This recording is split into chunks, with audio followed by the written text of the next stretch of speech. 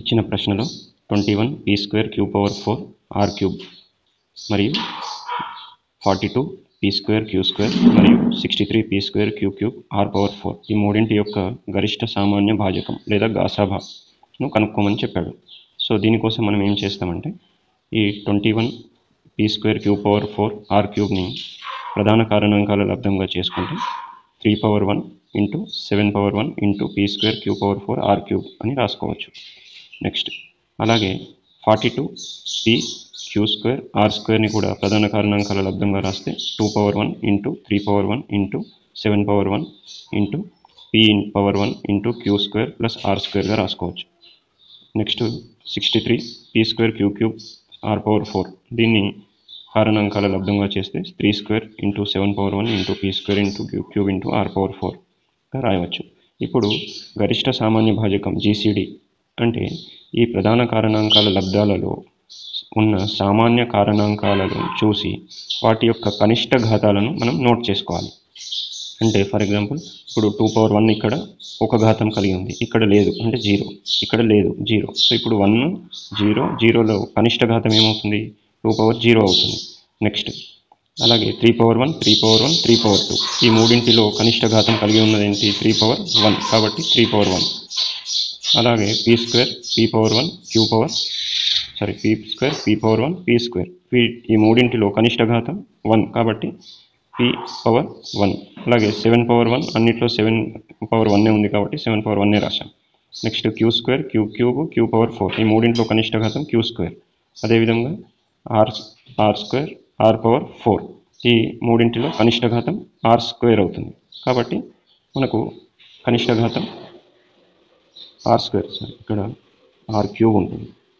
So ఈ మూడింటిలో వీటి కనిష్ట ఘాతాలు ఇలా నోట్ చేసుకొని వీటి లబ్ధం చూసినట్లయితే మనకు దీని power 2 power 0 value 1, 3 power 1 value 3, 7 power 1 value 7 కాబట్టి ఇప్పుడు వీటన్నిటి లబ్ధం చేసినట్లయితే మనకు 21 p into queue square into r square అవుతుంది.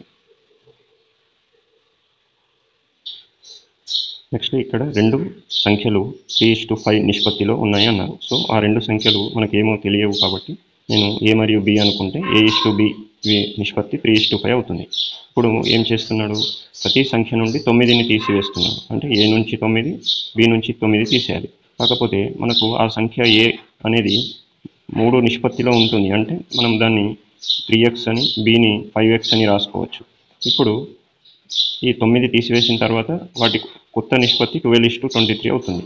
అప్పుడు ఆ రెండు సంఖ్యల మొత్తం a ప్లస్ b అంటే ఆ రెండు సంఖ్యలని మనం a ప్లస్ b అనుకున్నాం కాబట్టి a ప్లస్ b ఎంత అవుతుంది అనేది అడుగుతున్నాడు. దానికోసం మనం ఏం చేస్తాం ఇప్పుడు ఒరిజినల్ నిష్పత్తి 3:5 ప్లస్ అండ్ ఈ రెండింటిని 9 తీసివేస్తున్నాడు కాబట్టి వాటి నిష్పత్తి ఈజ్ ఈక్వల్ టు కొత్త నిష్పత్తి 12:23 అన్నాడు కాబట్టి ఈ విధంగా రాసుకుంటాం. ఇప్పుడు ఈ నిష్పత్తిని మనం భిన్న రూపంలో ఇలా మార్చుకున్నట్లయితే 12/23. ఇప్పుడు మనము లెఫ్ట్ సైడ్ ఒక భిన్నం రైట్ సైడ్ ఒక భిన్నం ఇట్లా సింగిల్గా ఉన్నప్పుడు మనము ఈ విధంగా క్రాస్ మల్టిప్లికేషన్ చేసినట్లయితే 12×5 = 60x, 12×9 = 108 వస్తుంది. నెక్స్ట్ 23తోని ఇటు సైడ్ మల్టిప్లై చేసినట్లయితే 23×3 = 69, 23×9 = 207 వస్తాయి. ఇప్పుడు ఈ x పదాలన్నిటినీ ఒకవైపు స్థిర పదాలన్నిటినీ ఒకవైపు తెచ్చుకున్నట్లయితే 207 ఇటు వస్తే ప్లస్ 207 అవుతుంది, -108 యాజ్ ఇట్ ఈజ్ ఉంటుంది. నెక్స్ట్ 69xని ఇటు తీసుకొస్తే అది -60x, 69 దగ్గరికి 60ని తీసుకొస్తే -60x అవుతుంది. ఇప్పుడు 9x = 99 అంటే దీని డిఫరెన్స్ 9, దీని డిఫరెన్స్ 99 కాబట్టి ఇప్పుడు x విలువ కనుక్కోవాలి కాబట్టి మనం 9×1 = నెక్స్ట్ 9×11 సో ఇప్పుడు మనకు x విలువ ఎంత వచ్చింది x విలువ 11 వచ్చింది. ఇప్పుడు ఈ x విలువని మనకు a ప్లస్ b కనుక్కోమన్నాడు కదా. So a plus b value ఎంత మనకు 3x + 5x అంటే 3x + 5x నథింగ్ బట్ ఏంది 8x. కానీ ఆల్రెడీ x విలువ మనకు తెలిసింది ఇక్కడ కాబట్టి దాన్ని ప్రతిక్షేపిస్తే 8×11 = 88 కాబట్టి ఇది సరైన సమాధానం అవుతుంది. ఇక్కడ -1 పవర్ -4 యొక్క విలువను కనుక్కోమని చెప్పడం జరిగింది. దీనికి మనం ఏం చేస్తామంటే ఇది మనకు a పవర్ -m రూపంలో ఉంది. సో దాన్ని మనము 1/a పవర్ m రూపంలో ఈ విధంగా రాసుకోవచ్చు. ఇలా రాసుకున్న తర్వాత -1 పవర్ 4 యొక్క విలువ ఎంత చేసినట్లయితే -1ని -1 ఇంటూ -1 ఇంటూ -1 ఇలా 4 సార్లు మల్టిప్లై చేస్తే మళ్ళీ మనకు 1 వస్తుంది. సో 1/1 యొక్క విలువ 1 కాబట్టి సరైన సమాధానం 4 అవుతుంది. నెక్స్ట్, ఒక చతురస్రాకార సమాంతర తలంపై 2 సెంటీమీటర్ వ్యాసార్థం కలిగిన వృత్తాలు ఒకదానినొకటి స్పృశించేలా ఉంచారు.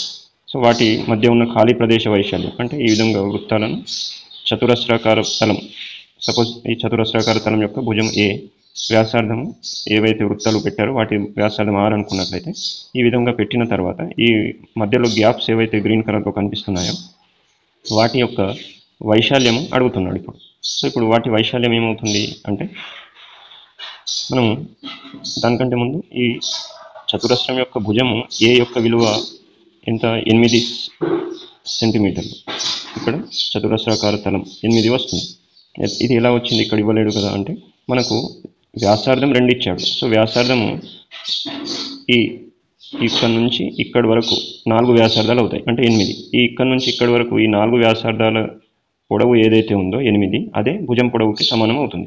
కాబట్టి మనం భుజం పొడవు కూడా 8 అని రాసుకొని ఇప్పుడు ఖాళీ ప్రదేశం యొక్క వైశాల్యం యొక్క ఫార్ములా ఏంటి అంటే ఈ చతురస్రం నుండి ఈ 4 వృత్తాల యొక్క వైశాల్యాలను రిమూవ్ చేయాలి. సో a² - 4πr² అవుతుంది. కానీ ఇక్కడ ఏ యొక్క విలువ 8ని, r యొక్క విలువ 2ని సబ్స్టిట్యూట్ చేసినట్లయితే 8² - 4π² అని రాయవచ్చు. ఇప్పుడు 8² యొక్క విలువ ఎంత, 64.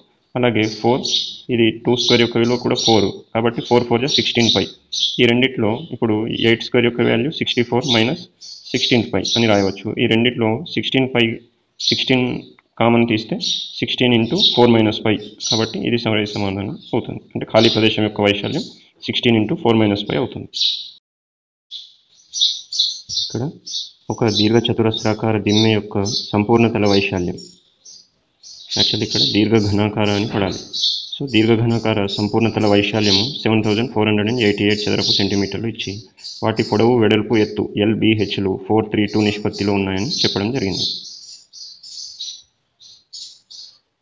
కాబట్టి మనము L/B/H 4:3:2 రాసుకుంటే దాంట్లో పొడవు యొక్క విలువ 4x, వెడల్పు B యొక్క విలువ 3x, H2 యొక్క విలువ 2x అని రాసుకున్నట్లయితే ఇప్పుడు ఈ సంపూర్ణ తల యొక్క వైశాల్యం విలువ ఎంత అవుతుంది, ఫార్ములా సంపూర్ణ తల వైశాల్యం 7488 అని ఇచ్చాడు కాబట్టి దానికి సంబంధించిన ఫార్ములా రాసినట్లయితే 2 × LB + BH + HL 7488 అవుతుంది. ఇప్పుడు ఇక్కడ LBH విలువలు ఈ 2x, 3x, 4x ఏవైతే ఉన్నాయో వాటిని ఇందులో సబ్స్టిట్యూట్ చేసినట్లయితే L × B అంటే 4x × 3x, అలాగే B × H 3x × 2x, H × L 2x × 4x 7488 అవుతుంది. ఇప్పుడు ఇక్కడ నెక్స్ట్ మనం దీన్ని సింప్లిఫై చేస్తే 4 3 12x², 3 2 6x², 2 4 8x² అవుతాయి. ఇక్కడ 2 1 2, అదేవిధంగా ఇక్కడ 2 3744లో కటింగ్ అవుతాయి. ఇప్పుడు దీని టోటల్ ఎంత అవుతుంది, 20 and 6. సో 26x² = 3744 అవుతుంది. తర్వాత ఇప్పుడు ఈ 26 టేబుల్లో కటింగ్ చేసినట్లయితే 26 1 26 144 అవుతాయి. ఇప్పుడు x² యొక్క విలువ 144 వచ్చింది కాబట్టి ఇరువైపులా వర్గమూలం చేస్తే మనకు x యొక్క విలువ వస్తుంది. సో వర్గమూలం చేస్తే లెఫ్ట్ సైడ్ x వస్తుంది. √144 యొక్క విలువ 12 కాబట్టి ఇప్పుడు వెడల్పు అడిగాడు కాబట్టి వెడల్పు ఎంత మనకు 3x. ఇక్కడ వెడల్పు 3x కాబట్టి వెడల్పు 3 × x విలువ 12 కాబట్టి 3 12 36 అనేది సరైన సమాధానం అవుతుంది.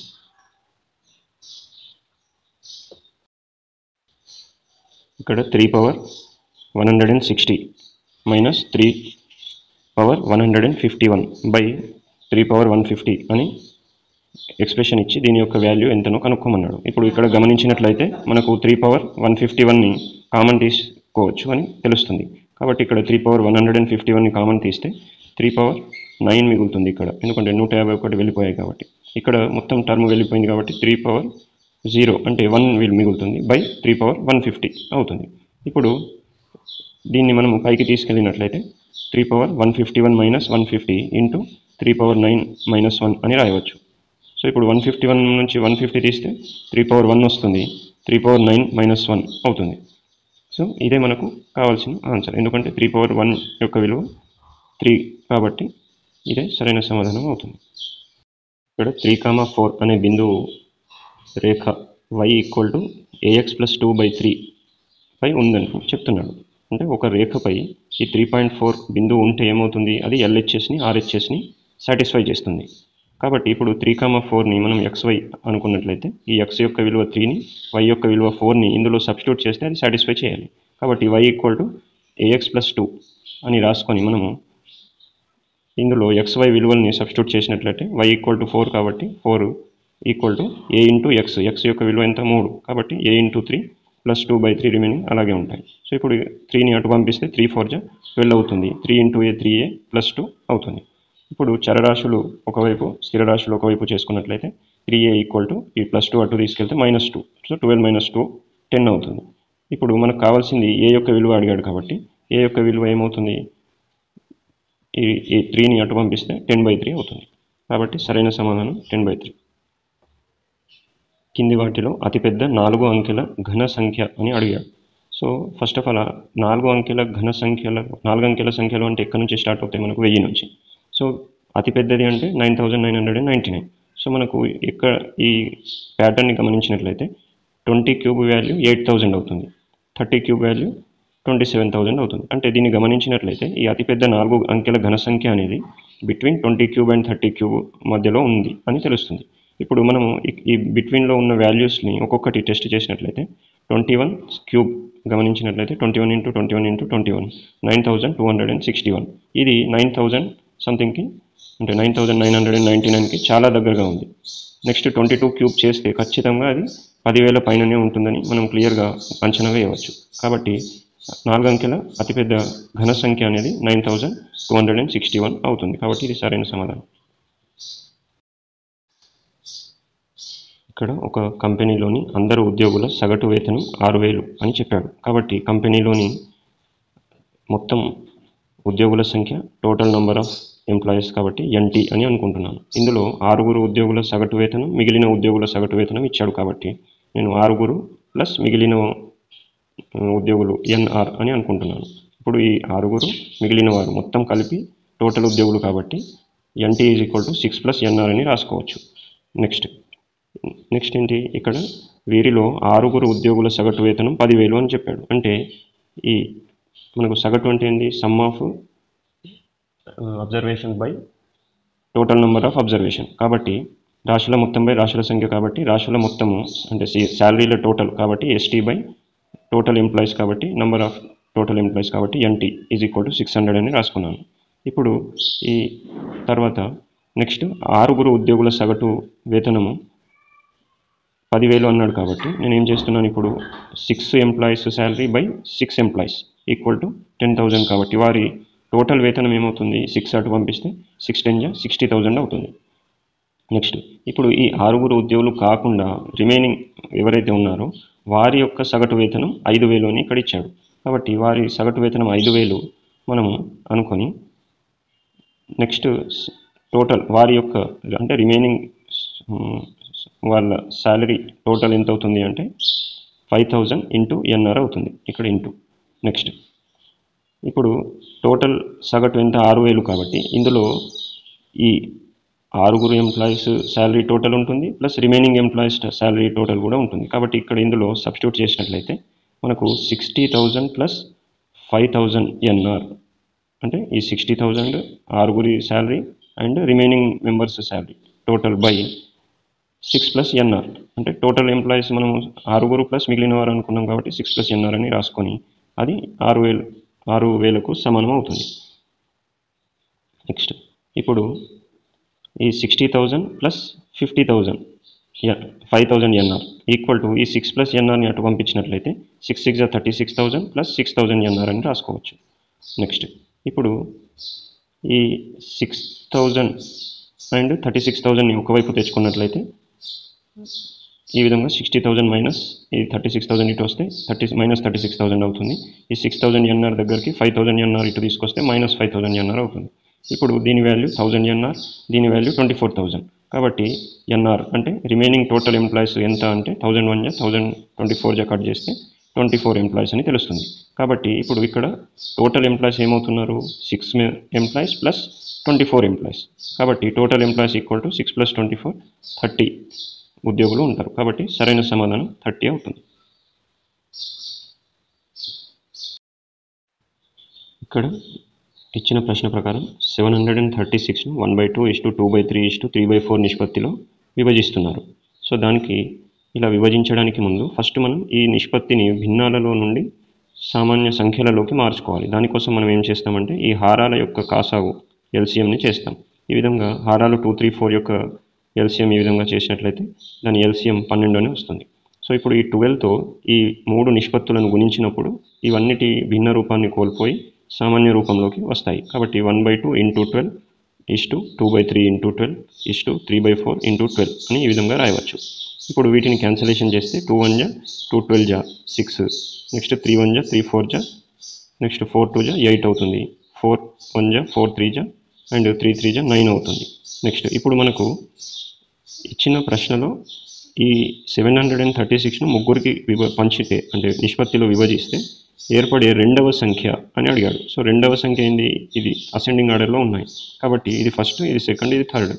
సో రెండవ సంఖ్య అడిగాడు కాబట్టి మనం డైరెక్ట్ రెండవ సంఖ్యను తీసుకొని మనము ఇప్పుడు ప్రాసెస్ ఏంటంటే ఈ 736ను పంచినప్పుడు 8 బై నిష్పత్తుల మొత్తం అంటే రెండవ సంఖ్య బై 3 నిష్పత్తుల మొత్తం ఇంటూ 736 అంటే 8 బై నిష్పత్తుల మొత్తం 6 + 8 + 9 ప్లస్ ఇంటూ 736 అని ఈ విధంగా రాస్తాం. ఇప్పుడు 6 + 8 + 9 యొక్క టోటల్ ఎంత అవుతుంది? 23 అవుతుంది. నెక్స్ట్ కాబట్టి 8/23 ఇంటూ 736. ఇప్పుడు 23 టేబుల్లో క్యాన్సిలేషన్ చేస్తే 23 1 జా 21, 22, 23 32 జా 736 అవుతుంది. ఇప్పుడు 8 × 32 చేస్తే మనకు ఆన్సర్ 256 వస్తుంది కాబట్టి ఆ రెండవ సంఖ్య 256 అవుతుంది. నెక్స్ట్ 0.02 పవర్ -3 దీన్ని మనము భిన్న రూపంలో మొదట మార్చుకోవాలి. దానికోసం మనం ఏం చేస్తాం? ఈ పాయింట్ని తీసేసినట్లయితే దశాంశం తర్వాత రెండు సంఖ్యలు ఉన్నాయి కాబట్టి 2/100 అని రాసుకోవచ్చు. పవర్ -3 యాజ్ ఇట్ ఈస్గా పెడతాం. ఇప్పుడు దీన్ని క్యాన్సిలేషన్ చేసినట్లయితే 2 1 జా 2 50 జా సో 1/50 హోల్ పవర్ -3 అని ఈ విధంగా రాయవచ్చు. అయితే ఇది మనకు ఇప్పుడు ఏ రూపంలో ఉంది అంటే a/b హోల్ పవర్ -n రూపంలో ఉంది. దీన్ని మనము ఈ ఘాతం యొక్క గుర్తు చేంజ్ చేసినప్పుడు ఇది విలోమంగా మారుతుంది. అంటే a/b పోయి b/a అవుతుంది. ఇక్కడ గుర్తు -n పై +n అవుతుంది. కాబట్టి ఇప్పుడు మనం కూడా దీన్ని ఈ సూత్రం ప్రకారం మార్చుకున్నట్లయితే దీని విలోమం 50/1 అవుతుంది. పవర్ -3 బదులు +3 రాస్తాం. ఇప్పుడు 50/1 అన్న 50 అన్న ఒకటే కాబట్టి దీన్ని మనం 50/3 అని రాసుకోవచ్చు. కాబట్టి 50/3 అంటే ఏంది? 50ని 3 సార్లు గుణించాలి. అలా గుణిస్తే ఏమవుతుంది? 1,25,000 అని వస్తుంది. కాబట్టి ఇది సరైన సమాధానం అవుతుంది. ఇక్కడ ఒక షడ్భుజానికి గీయగల గరిష్ట కర్ణాల సంఖ్య అని అడగడం జరిగింది. సో ఇప్పుడు జనరల్గా ఏ షడ్భుజం అనే కాదు, ఎనీ n బహుభుజి అంటే n భుజాలు కలిగిన యొక్క బహుభుజి యొక్క కర్ణాల సంఖ్యకి సూత్రం ఏమిటంటే n × n-3/2 అవుతుంది. సో ఇప్పుడు ఈ షడ్భుజీలు అంటే ఏంటి? 6 భుజాలు ఉంటాయి. సో షడ్భుజిలో 6 భుజాలు ఉంటాయంటే n వాల్యూ 6 అన్నట్టు. సో షడ్భుజిలోని కర్ణాల సంఖ్య ఏమవుతుంది? 6 × 6 - 3/2 అవుతుంది. ఈ 6 - 3 వాల్యూ 3 కాబట్టి 6 × 3/2 అని రాయవచ్చు. ఇప్పుడు 2 1 జా 2 3 జా క్యాన్సిలేషన్ చేస్తే 3 3 జా 9 అని వస్తుంది. కాబట్టి షడ్భుజిలో మనకు గరిష్టంగా 9 కర్ణాలు ఉంటాయి కాబట్టి ఫస్ట్ ఆప్షన్ సరైన సమాధానం అవుతుంది. నెక్స్ట్ ఈ 6x² - 14x - 40 యొక్క శూన్యం ఎంత అని అడుగుతున్నాడు. సో వర్గ బహుపది యొక్క శూన్యం ఎలా కనుక్కుంటాము అంటే ఫస్ట్ దీన్ని మనము ఈ వర్గ బహుపదిని కారణాంకాలుగా తీయాలి. దానికోసం ఏం చేస్తాం? ఈ వర్గ బహుపదిని రాసుకున్నట్లయితే 6x² - 14x - 40 ఇక్కడ మనం గమనించినట్లయితే 6 × 40 240 కాబట్టి 240ని మనం ఇప్పుడు కారణాంకాలుగా విభజించినట్లయితే 24 10 జా 240 వస్తుంది. వాటి డిఫరెన్స్ 14 అవుతుంది కాబట్టి -24x + 10x - 40 అని ఈ విధంగా ఈ మిడిల్ టర్మ్ని రాసుకోవచ్చు. ఇప్పుడు మనము ఈ రెండింటిని ఒక గ్రూప్, ఈ రెండింటిని ఒక గ్రూప్ చేసుకొని కామన్ తీసినట్లయితే ఇక్కడ 6 టేబుల్లో ఈ రెండు నంబర్స్ పోతాయి, ప్లస్ రెండు టర్మ్స్లో కూడా x ఉంది కాబట్టి 6x కామన్ తీస్తే 6 పోయింది, x పోయింది కాబట్టి ఒక x మిగులుతుంది. నెక్స్ట్ ఇక్కడ 6 4 జా 24 కాబట్టి 4 ఉంటుంది, x వెళ్ళిపోయింది కాబట్టి x ఉండదు, సో x - 4 మిగులుతుంది. నెక్స్ట్ అదేవిధంగా ఇక్కడ గమనించినట్లయితే చరరాశులు కామన్గా లేవు, స్థిర రాశులు మాత్రం 10 టేబుల్లో కామన్ తీయవచ్చు. కాబట్టి 10 కామన్ తీస్తే x మిగులుతుంది -4 10 4 జా 40 కాబట్టి 4 మిగులుతుంది. ఇప్పుడు మళ్ళీ దీన్ని గమనించినట్లయితే x-4 రెండిట్లో ఉమ్మడి కారణాంకంగా ఉంది కాబట్టి దాన్ని బయటికి తీస్తాం. ఇప్పుడు దాన్ని బయటకు తీస్తే ఇప్పుడు x-4 వెళ్ళిపోతే ఇక్కడ 6x మిగులుతుంది. ఇక్కడ x-4 బయట కామన్ వెళ్ళిపోయింది కాబట్టి +10 మిగులుతుంది. ఇప్పుడు మనకు కావాల్సింది ఏంటి? శూన్యం. కాబట్టి దీని విలువ మనం =0 రాసుకొని ఈ మొదటి కారణాంకంని 0, రెండవ కారణాంకంని 0 చేస్తే మనకు రెండు శూన్యాలు ఈ విధంగా వస్తాయి. x-4 0 తీసుకుంటే x వాల్యూ 4 వస్తుంది. 6x + 10 0 తీసుకుంటే x వాల్యూ ఈ విధంగా -5/3 వస్తుంది. కాబట్టి మనకు ఇప్పుడు ఇచ్చిన ఆప్షన్స్లో 4 ఉంది, ఇది లేదు కాబట్టి సరైన సమాధానం 4th ఆప్షన్ అవుతుంది. ఇక్కడ 3 మరియు 7 రెండింటిచే భాగించబడే 2 అంకెల సంఖ్యలు మొత్తం అని అడిగాడు. అంటే ఏదైనా నంబరు 3 అండ్ 7 రెండింటితో భాగించబడాలి అంటే ఆ రెండు సంఖ్యల యొక్క అంటే 3 and 7 యొక్క రెండింటితో భాగించబడాలంటే ఫస్ట్ కండిషన్ ఏంటి అంటే 3 and 7 యొక్క ఎల్సిఎం ఎంత ఉంటుందో దానితో భాగించబడాలి. అంటే నథింగ్ బట్ ఎల్సిఎం ఆఫ్ 3, 7 అంటే ఎల్సిఎం ఆఫ్ 3, 7 ఎంత? ఇది ఏ టేబుల్లో పోదు కాబట్టి డైరెక్ట్ మనం 3 7 21 అని ఎల్సిఎంని చెప్పవచ్చు. కాబట్టి 3, 7 రెండింటితో భాగించబడాలంటే 21తో భాగించబడాలి అని అర్థమవుతుంది. సో ఇప్పుడు మనకు 21తో భాగించబడే అన్ని సంఖ్యల మొత్తం అడగలేడు. సో కేవలం 2 అంకెల సంఖ్యలు మాత్రమే టోటల్ అడిగాడు. సో ఫస్ట్ ఆఫ్ ఆల్ 21తో భాగించబడే ఇవి అంటే నథింగ్ బట్ ఏంది? 21 భాగించబడుతుంది, 42 అంటే 21 టేబుల్ మొత్తం కూడా భాగించబడుతుంది. కానీ మనకు మొత్తం అవసరం లేదు. 84, 105 ఇలా చాలా ఉంటాయి భాగించబడేవి. మనకు అడిగింది ఏంటి? కేవలం 2 అంకెల సంఖ్యల మొత్తం మాత్రమే అడిగాడు. కానీ ఇక్కడ 105 అనేది 3 అంకెల సంఖ్య, నెక్స్ట్ వచ్చేవి కూడా 3 అంకెల సంఖ్యలు కాబట్టి మనము ఇక్కడనే ఆపేసి ఈ 105ని కూడా డిలీట్ చేసేసి కేవలం 2 అంకెల సంఖ్యలను మాత్రమే టోటల్ చేయాల్సి ఉంటుంది. కాబట్టి ఇప్పుడు టోటల్ ఎంత అవుతుంది? ఈ టోటల్ కూడా చేయడం చాలా ఈజీ. ఈ 21, 84 గమనించినట్లయితే ఎంత ఉందో 105 అదే టోటల్ ఈ రెండింటిది టోటల్ కూడా అవుతుంది. సో ఈ రెండింటి టోటల్ 105, ఈ రెండింటి టోటల్ 105. కాబట్టి ఈ 2 అంకెల సంఖ్యల మొత్తం 210 అవుతుంది. కాబట్టి ఇది సరైన సమాధానం అవుతుంది. ఇక్కడ మధు అనే వ్యక్తి 120 నారింజ పండ్లను 600 రూపాయలకు కొన్నాడంట. ఓకే, నెక్స్ట్ ఈ కొన్న 120లో 80 నారింజ పండ్లకు ఒక రేటు, 40 నారింజ పండ్లకు ఒక రేటు పెట్టి అమ్ముతున్నాడు. ఆ రేట్ కూడా ఎలా ఉంది అంటే ఇక్కడ చెప్పారు, మిగిలిన 40 నారింజ పండ్లను కూడా సేమ్ రేట్కి అమ్ముతున్నాడంట. అంటే ఫస్ట్ ఆఫ్ ఆల్ 80 నారింజ పండ్లను 500కి అమ్మాడు. కాబట్టి సేమ్ రేట్ అంటే ఎంత అవుతుంది? 80కి 500 అంటే 40కి క్లియర్గా సగం చేసేయచ్చు. లేదా ఒక్కొక్క నారింజ పండు రేటు ఎంత? 500/80 అంటే 6.25 అని కనుక్కోవచ్చు. సో ఇప్పుడు 6.25తోని 40కి గుణించినట్లయితే ఆ విధంగా కూడా 250 అని వస్తుంది. లేదా డైరెక్ట్ కూడా చేయొచ్చు. అంటే 800కి 500 అంటే 40కి 250 రూపీస్ అవుతాయి. సేమ్ రేట్ అదే రేట్కు అమ్మాడు అని చెప్తున్నాడు కాబట్టి. సో ఇప్పుడు టోటల్ అమ్మిన వెల ఎంత అవుతుంది? 750 అవుతుంది. కాబట్టి ఇప్పుడు మనం అబ్జర్వ్ చేసినట్లయితే కొన్న వేలనేమో 600, అమ్మిన వేలనేమో 750. రెండింటికి గమనించినట్లయితే 150 రూపీస్ ఎక్స్ట్రాకి అమ్ముతున్నాడు. అంటే లాభం వచ్చినట్టు కదా. కాబట్టి లాభము 150 రూపాయలు వచ్చింది. మరి లాభ శాతం అడిగారు ఇక్కడ, లేదా నష్ట శాతం అయితే కాదు. సో ఈ సెకండ్, థర్డ్ ఆప్షన్స్ అయితే కావు క్లియర్గా. అంటే లాభం వచ్చినప్పుడు లాభ శాతానికి ఫార్ములా ఏంటి అంటే లాభ శాతం లాభం బై కొన్న వేల ఇంటూ 100. సో ఇప్పుడు లాభం విలువ 150 బై కొన్న వేల ఎంత? 600కు కొన్నాడు కాబట్టి 600 ఇంటూ 100. ఇప్పుడు దీన్ని సింప్లిఫై చేస్తే 151 జా 154 జా 600 కాబట్టి 1/4 ఇంటూ 100. ఇప్పుడు 1/4 ఆఫ్ 100 ఎంత? 25. కాబట్టి 25% అనేది లాభ శాతం అవుతుంది. కాబట్టి సరైన సమాధానం 4th ఆప్షన్, లాభం 25% అవుతుంది. ఇక్కడ ఇచ్చినటువంటి ప్రశ్నలో xy = 1 అయితే x + y + 2ను ఏ విధంగా రాస్తారు అని అడిగాడు. సో ఇప్పుడు మనం దీన్ని కనుక్కోవడానికి మొదట x + y + 1ని ఈ 1 పదాలలో రాసినట్లయితే x + y + 1 + 1 అని ఈ విధంగా రాసుకోవచ్చు. అయితే ఇందులో ఈ మొదటి 1 దగ్గర మనము xyని సబ్స్టిట్యూట్ చేస్తాం. సో అప్పుడు x + y + xy + 1ని రాసుకోవచ్చు. మరి రెండో 1 దగ్గర కూడా xy అని ఎందుకు రాయలేదు మరి అంటే ఇక్కడ మనం ఆప్షన్స్ చూసినట్లయితే 1 1 జా 1 అనేది వస్తూ ఉంది. కాబట్టి ఒక 1ని అలాగే ఉంచి ఒక 1ని మాత్రమే మార్చారు. ఇప్పుడు ఈ xy పదాన్ని మనము మొదటి ప్లేస్లో రాసినట్లయితే x × y + x + y + 1 అని రాసుకోవచ్చు.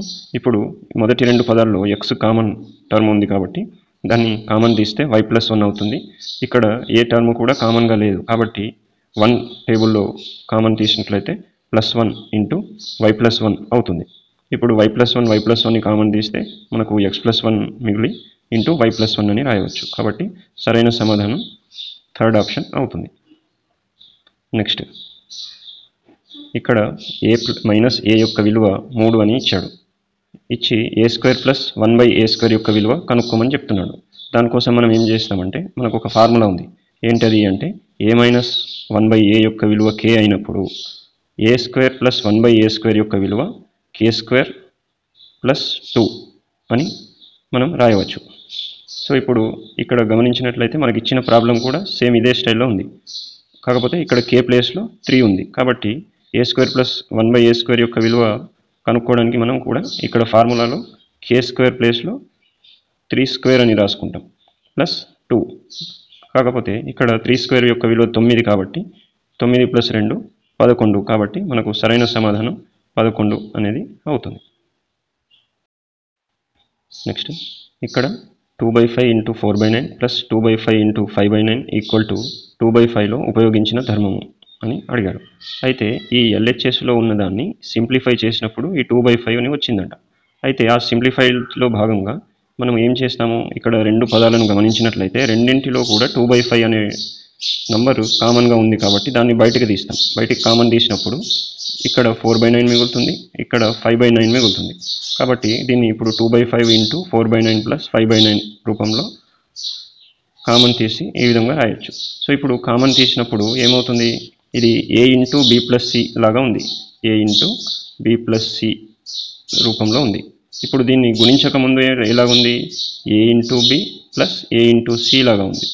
సో ఇప్పుడు దీన్ని గమనించినట్లయితే మనకు ఇది క్లియర్గా డిస్ట్రిబ్యూటివ్ ప్రాపర్టీ లేదా విభాగ ధర్మము అని తెలుస్తుంది. కాబట్టి సెకండ్ ఆప్షన్ సరైన సమాధానం అవుతుంది. ఇక్కడ మనకు ట్రయాంగిల్ PQRలో Q విలువ 90 degrees అని ఇచ్చాడు కాబట్టి ఇది లంబకోణ త్రిభుజం అని అర్థమవుతా ఉంది. నెక్స్ట్ PQ విలువ మరియు QR విలువ సమానంగా 3√2 సెంటీమీటర్ను కలిగి ఉన్నాయి. సో ఇప్పుడు PQ యొక్క విలువ 3√2 కాబట్టి ఈ 3ని మనము రూట్ లోపలికి పంపించినట్లయితే 3 × 3 అని డబుల్ అవుతుంది. సో ఇప్పుడు 3 × 3 అనేది లోపలికి వెళ్ళిన తర్వాత డబుల్ అయిందంటే దాని విలువ 2 × 3 × 3 నథింగ్ బట్ 18 అని అవుతుంది. కాబట్టి PQ యొక్క పొడవు √18 సెంటీమీటర్లు అనుకోవచ్చు. ఇప్పుడు సిమిలర్లీ QR యొక్క పొడవు కూడా 3√2 సెంటీమీటర్లు అని ఇచ్చాడు కాబట్టి దాని విలువ కూడా 3√2ని మనము √18 అని రాసుకోవచ్చు. ఇప్పుడు మనకు అడిగినది ఏంటి క్వశ్చన్ అంటే PR యొక్క విలువను కనుక్కోమన్నాడు. సో PR ఇక్కడ మనము లంబకోణ త్రిభుజంలో PR అనేది గమనించినట్లయితే 90 degreesకి ఎదురుగా ఉంది. 90 degreesకి ఎదురుగా ఉన్నటువంటి భుజాన్ని మనము కర్ణం అని పిలుస్తాం. కాబట్టి ఈ కర్ణం కనుక్కోవడానికి పైథాగరస్ సూత్రం ప్రకారం √భుజము² + భుజము² అని రాయవచ్చు. సో భుజము PQ² + QR² అని రాసుకోవచ్చు. ఇప్పుడు PQ యొక్క విలువ √18 అలాగే QR యొక్క విలువ కూడా √18 కాబట్టి వాటికి స్క్వేర్లు పెట్టి ఈ విధంగా రాయవచ్చు. ఇప్పుడు ఈ స్క్వేర్ రూట్ క్యాన్సిల్ అయిపోతే √18 + 18 అని రాయొచ్చు. 18 + 18 యొక్క విలువ ఎంత, √36. √36ని మనము వర్గమూలం చేస్తే దాని విలువ 6 వస్తుంది. కాబట్టి PR యొక్క విలువ 6 అవుతుంది. థర్డ్ ఆప్షన్ సరైన సమాధానం అవుతుంది. ఇక్కడ రెండు వృత్తాల యొక్క వైశాల్యాల నిష్పత్తి 4:9 అని ఇవ్వడం జరిగింది. అలాగే పరిధుల నిష్పత్తి ఎంత అని కనుక్కోమన్నాడు. సో దానికోసం వృత్త వైశాల్యం πr² కాబట్టి నేను రెండు వృత్తాల వైశాల్యాలు వరుసగా πr1² మరియు πr2² అని అనుకున్నట్లయితే వాటి వైశాల్యాల నిష్పత్తి 4:9కి సమానమని ఇవ్వడం జరిగింది. ఇచ్చి వాటి పరిధుల నిష్పత్తి ఎంత అని అడిగాడు. దానికోసం పరిధుల నిష్పత్తి అంటే పరిధి అంటే ఏంటి, ఫస్ట్ ఆఫ్ ఆల్ వృత్త పరిధి 2πr అని మనకు తెలుసు. సో రెండు వృత్తాల నిష్పత్తి అడిగాడు కాబట్టి మొదటి దాని పరిధి 2πr1:2πr2 అని రాసుకోవచ్చు. ఇప్పుడు 2πr1:2πr2 నిష్పత్తి ఎంత అని అడిగినట్లు మనకు. ఇప్పుడు ఇందులో 2π కామన్గా ఉన్నాయి కాబట్టి మనం క్యాన్సలేషన్ చేస్తే r1:r2 విలువ కనుక్కుంటే మనము ఈ పరిధుల నిష్పత్తి ఎంత ఉంటుందో r1:r2ల నిష్పత్తి కూడా అంతే ఉంటుంది. సో ఇది వస్తే పరిధుల నిష్పత్తి వచ్చినట్టే అన్నమాట. ఇప్పుడు మళ్ళీ గో బ్యాక్ టు వైశాల్యాల నిష్పత్తి.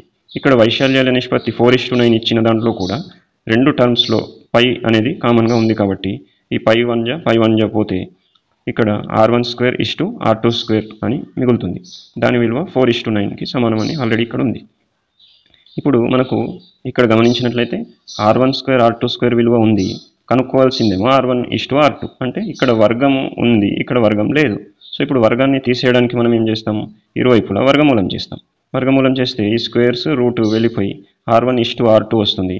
ఇక్కడ √4 యొక్క విలువ 2 మరియు √9 యొక్క విలువ 3 కాబట్టి R1:R2 విలువ 2:3 అవుతుంది.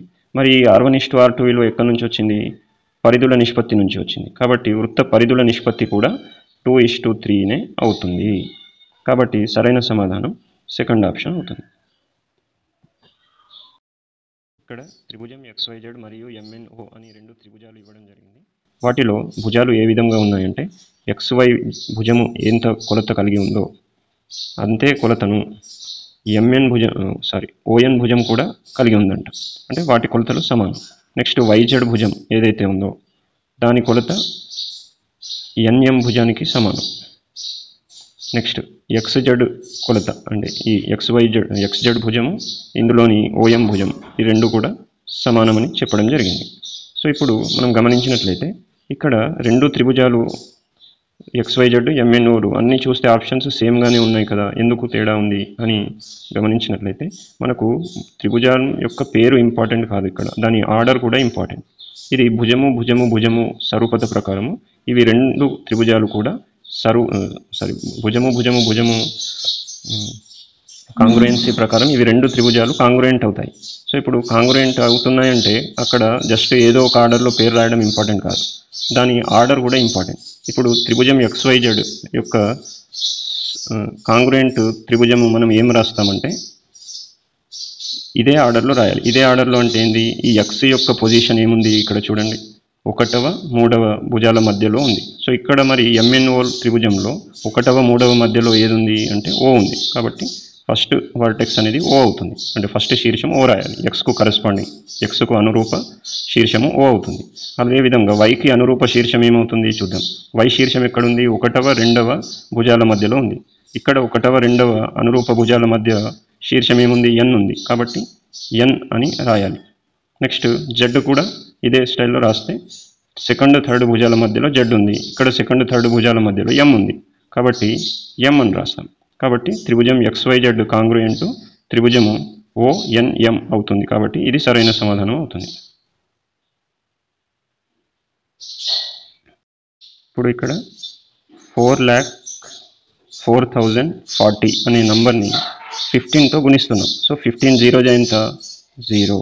నెక్స్ట్ 15 4 ఎంత 60 అంటే 0 రాసి 6 క్యారీ అవుతుంది. నెక్స్ట్ 15 0 ఎంత 0కు 6 క్యారీ అంటే 6 రాస్తాం, క్యారీ వెళ్ళిపోయింది. నెక్స్ట్ 15 4 60లో 0 రాస్తాం, మళ్ళీ 6 క్యారీ. నెక్స్ట్ 15 0 6 క్యారీ కలిపితే 6 వస్తుంది. నెక్స్ట్ 15 4 60 మళ్ళీ 0 రాసి 6 క్యారీ ఇవ్వాలి, కానీ పక్కన ఎవరు లేరు కాబట్టి క్యారీ ఇవ్వం, ఇక్కడనే పెట్టేస్తాం. సో ఇప్పుడు మనకు వచ్చిన ఆన్సర్ ఎంత 60,60,600. కాబట్టి సరైన సమాధానం ఫస్ట్ ఆప్షన్ అవుతుంది. కింది వాటిలో ఏ సంఖ్య 8చే భాగించబడుతుంది? కింద ఇచ్చిన ఆప్షన్స్లో ఏ సంఖ్య 8తో భాగించబడుతుంది అనేది తెలియడానికి మనం మొత్తం సంఖ్యను భాగించిన అవసరం లేదు. జస్ట్ మనము చివరి 3 డిజిట్స్ అంటే 1లు 10లు 100లు లాస్ట్ 3 డిజిట్స్ తీసుకొని వాటిని ఈ విధంగా 8తో భాగిస్తే అది భాగించబడింది అనుకోండి, ఆ మొత్తం నంబర్ కూడా భాగించబడుతుందని చెప్పవచ్చు. ఫర్ ఎగ్జాంపుల్ ఇక్కడ 3 2 4 తీసుకున్నాం, చివరి 3 అంకెలు తీసుకొని 8 1 8 4 32 ఇది పోదు. సో 8 0 0. నెక్స్ట్ 4 క్యారీ మిగులుతుంది. సో ఈ శేషము మిగిలింది కాబట్టి ఇది భాగించబడదు. నెక్స్ట్ 8 1 దీంట్లో 780 ఉంది. 8 1 8. నెక్స్ట్ 8 9 72. నెక్స్ట్ 60 మిగిలింది. 8 7 56. ఇప్పుడు కూడా మనకు 4 క్యారీ మిగులుతుంది కాబట్టి ఇది కూడా శేషం మిగిలింది కాబట్టి ఇది కూడా భాగించబడదు. నెక్స్ట్ ఇక్కడ 8 1 8 1 8 5 మిగిలింది, 5 క్యారీ. 8 7 56. కాబట్టి 17లో ఈ లాస్ట్ 3 డిజిట్స్ భాగించబడ్డాయి కాబట్టి ఆటోమేటిక్గా ఈ మొత్తం సంఖ్య భాగించబడుతుంది 8తో. కాబట్టి ఇది సరైన సమాధానం అవుతుంది. నెక్స్ట్ని కూడా మనం టెస్ట్ చేద్దాం. 8 1 8 7 56. ఇక్కడ 5 మిగిలింది, 5 క్యారీ. సో ఇప్పుడు 8 6 48, మళ్ళీ ఇక్కడ 4 క్యారీ మిగిలింది. కాబట్టి ఇది లాస్ట్ 3 డిజిట్స్ 8తో భాగించబడడం లేదు, కాబట్టి ఈ సంఖ్య కూడా 8తో భాగించబడదు. కాబట్టి సరైన సమాధానం థర్డ్ ఆప్షన్ అవుతుంది. ఇక్కడ మనకు 4, 0, 0, మరియు 0, -4 అనే 3 శీర్షాలు కలిగి ఉన్న చతురస్రం యొక్క 4వ శీర్షం అన్నాడు. సో దానికోసము క్లియర్గా మనము తెలుసుకోవడానికి ఈజియెస్ట్ మెథడ్ ఏంటంటే ఇలా నిరూపకాలు డ్రా చేసుకొని అందులో ఇవి 3 ఎక్కడున్నాయి చూస్తే 4th ఆటోమేటిక్గా తెలిసిపోతుంది. ఇక్కడ ఫస్ట్ మూల బిందువు 0, 0 ఇచ్చాడు. అది ఎక్కడ ఉంటుంది? ఇక్కడ ఉంటుంది. ఇక్కడ 0, 0 రాసుకున్నాం. నెక్స్ట్ ఏంటి? 4, 0. 4, 0 అంటే 4 కేవలం x నిరూపకం మాత్రమే ఉంది, కాబట్టి ఇందులో ఈ పాయింట్ x నిరూపకం దగ్గర ఉంటుంది, x అక్షం పైన ఉంటుంది. కాబట్టి ఇక్కడ ఉందనుకుంటే 4, 0 అవుతుంది. నెక్స్ట్ ఇది 0, -4. 0, -4 అనే దాంట్లో కూడా కేవలం y నిరూపకం మాత్రమే ఉంది, x నిరూపకం 0 ఉంది. కాబట్టి ఇది y అక్షం మీద ఉంటుందని క్లియర్గా అర్థమవుతుంది. కాబట్టి ఇక్కడ ఇప్పుడు 0, -4 పాయింట్ ఇక్కడ ఉందనుకుంటే ఇప్పుడు గమనించినట్లయితే ఈ 3 పాయింట్స్ ఇక్కడ ఉన్నాయి. అంటే 4వ పాయింట్ ఎక్కడ ఉంటుంది? ఇక్కడ వేరే దగ్గర అయితే ఉండదు కదా. చతురస్రం ఈ స్టైల్లో ఫామ్ అవుతుంది, అంటే ఇక్కడ ఉంటుంది. ఇప్పుడు క్లియర్గా మనం ఏం చెప్పొచ్చు అంటే ఇక్కడ x అక్షం యొక్క 4 మరియు y అక్షం యొక్క -4 పాయింట్స్ కోఆర్డినేట్స్ ఇక్కడ ఉంటాయి. కాబట్టి సరైన సమాధానం 4, -4 అవుతుంది.